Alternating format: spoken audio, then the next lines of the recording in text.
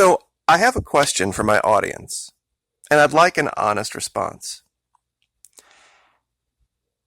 The map, I'm sure a lot of you are familiar with this, I made a few months back and made the allegation that in a power down situation or some type of a collapse of the economy where security forces were overwhelmed and had to make hard choices about what they were and were not going to guard.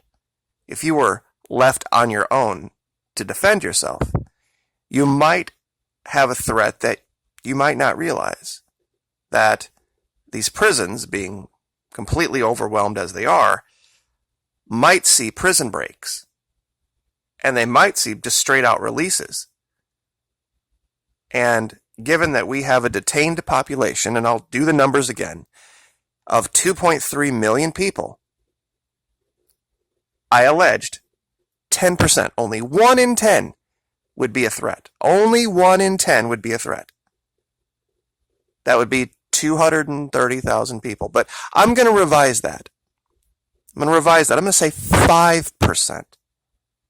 That means 1 out of 20. Is that reasonable to say that 1 out of 20 prisoners might present some kind of a threat, that they represent the murderers, the rapists, the thugs, the gangbangers? That could be a danger to society if let out? Is that a reasonably small enough number? Because I'm going to go with that. I'm going to go with 115,000, which represents 5% of the prison population. The other 95%, nothing to worry about. Now, the pushback that I got from my audience was this. Well, you know, Marquis, you completely forget that there are 200 million armed Americans, and we got our guns, and we'll shoot them. They come anywhere near us, we will blast their heads off, and I ain't afraid one bit. Let them come on to Tennessee and Kentucky and all these places. We got it handled. We outnumber them, and we're ex-military, and these guys wouldn't know how to do nothing on their own. All right, okay. You know, that's a fair point. 200 million armed Americans versus 115,000 guys? Yeah, you know, that's a bloodbath. So I have a question, though, and I need that honest answer. Why in the hell is it then that 7 or 8 or 10,000 immigrants, some of which, and we'll debate the numbers all day long, are women and children, at least some, why do you require the U.S. military to go run down there and stand in between you and them? I mean, you are perfectly capable, perfectly willing to throw down against 115,000 violent, convicted felons, rapists, gangbangers, thugs of all stripe. But this few thousand, this tiny, tiny, tiny fraction of that number, on foot, the vast majority of which unarmed, by the time they get here will more than likely be sick. You need the military to go fight for you. You need the military to go stand in between you and them because they present such a threat to you. Can you explain that little bit of hypocrisy there? You see, I also made this, let's see if I can find it, video a couple days ago where I showed you this picture, and these are doctors from Venezuela, and I said, can you point out the one that's starving? Because, of course, the story from the mainstream media is that 10% of Venezuela is starving. You know, we have 32 million people in the country, 3 million are starving. Which one of these 10?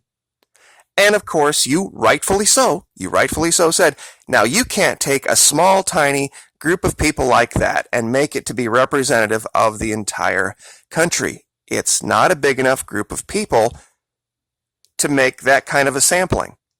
And you are absolutely right. You are absolutely right. Now, Apply that same thing to these pictures that you keep seeing and saying that 85% or 90% of these are men.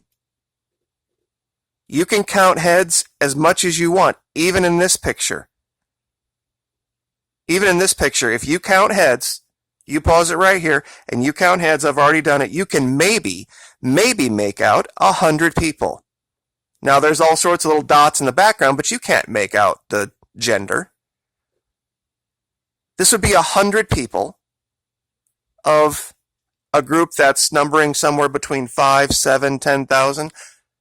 Let's say 10,000. What is 100 of 10,000? 1,000 is 10%. 1%. You would be looking at 100 people would represent 1%.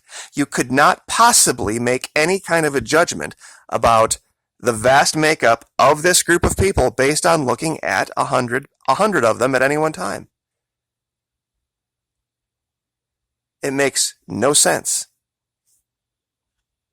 Now, in other news, let's see if I can find it.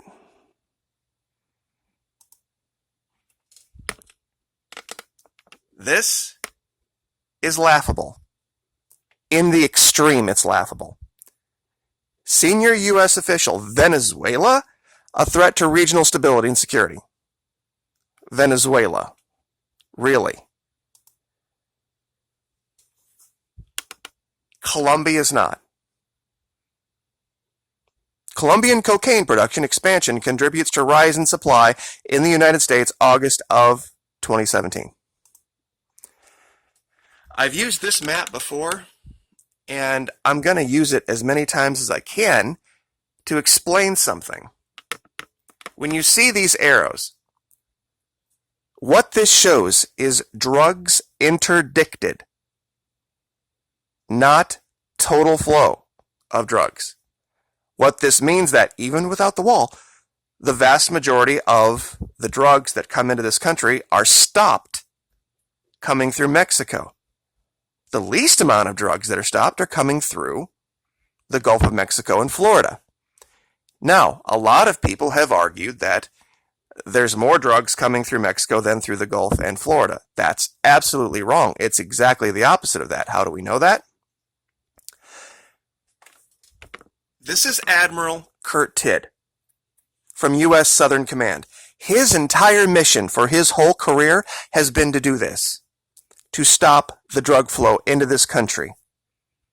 If anybody out there would know this mission, it's him. And before the Senate Armed Services Committee said, and I want you to listen to this, lack of resources translates into interdicting only 25% of the, I wish they would have capitalized this, known movement of narcotics.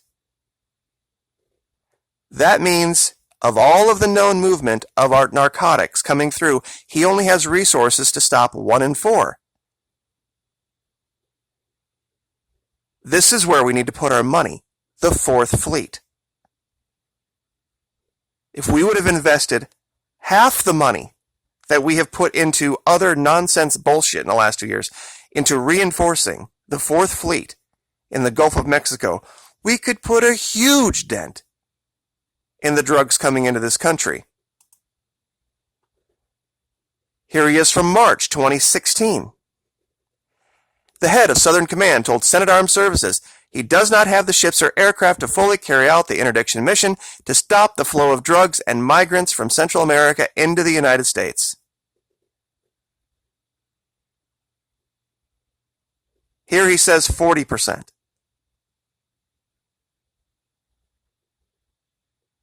And in this one, he clearly says down here, he told the panel that border security with Mexico was not nearly as effective as we would like it to be. Quote from Admiral Kurt Tidd of the Fourth Fleet, "A wall will not solve the problem," indicating that improved sensors and other technologies that take into account terrain would be helpful. As he said several times. Now, this is USNI. This is not some liberal rag. This is USNI saying this. As he said several times, a long-term solution to the narcotics problem and also a migration crisis brought on by people fleeing violence in their communities was reducing the demand inside the United States. This is a Navy admiral saying this, who has spent his career in the Fourth Fleet. The reason those people are coming here is because of these heavily financed drug cartels that have turned that region into Mad Max Beyond Thunderdome with American money. Period. That is the problem and has always been the problem. And that problem starts in Colombia, not Venezuela. There's not a statistic that they don't lead in murders, in you name the drug, in child trafficking, in every possible category. They are the biggest threat to U.S. national security, bar none, in this hemisphere. And we are sending them $500 million of our money every year and pointing the finger at Venezuela. It's horseshit. This is Operation High Step. Operation High Step was where we went down there undercover and we found all of the drugs that were hidden in furniture. That's right, they hollowed out legs, insides of tables, drawers, you name it. They were shipping drugs here by the ton in furniture that was walking right through customs and not even being inspected.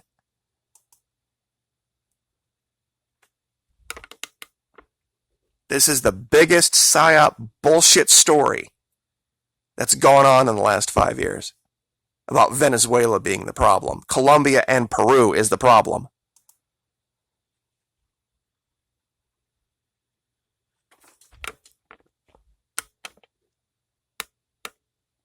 Origin of cocaine base seized in the continental United States in 2016, 92% Colombia, 6% Peru, 98%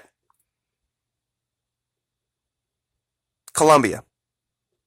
You know, and that I have to say this almost sounds ridiculously redundant. But when you look at what's going on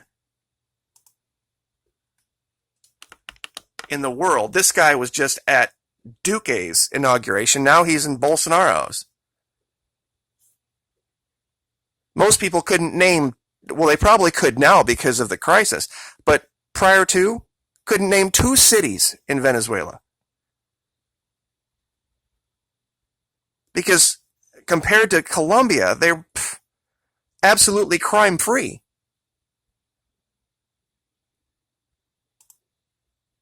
And this is absolutely the single worst idea I have heard in I don't know how long. He had the good sense to not go to Peru last year. I'm telling you this, and I'm going to call it right now. If he doesn't change his mind about this, this is going to be a problem. I don't like the guy, don't get me wrong, but I don't want to see him in harm's way. That's not how we solve problems in this country.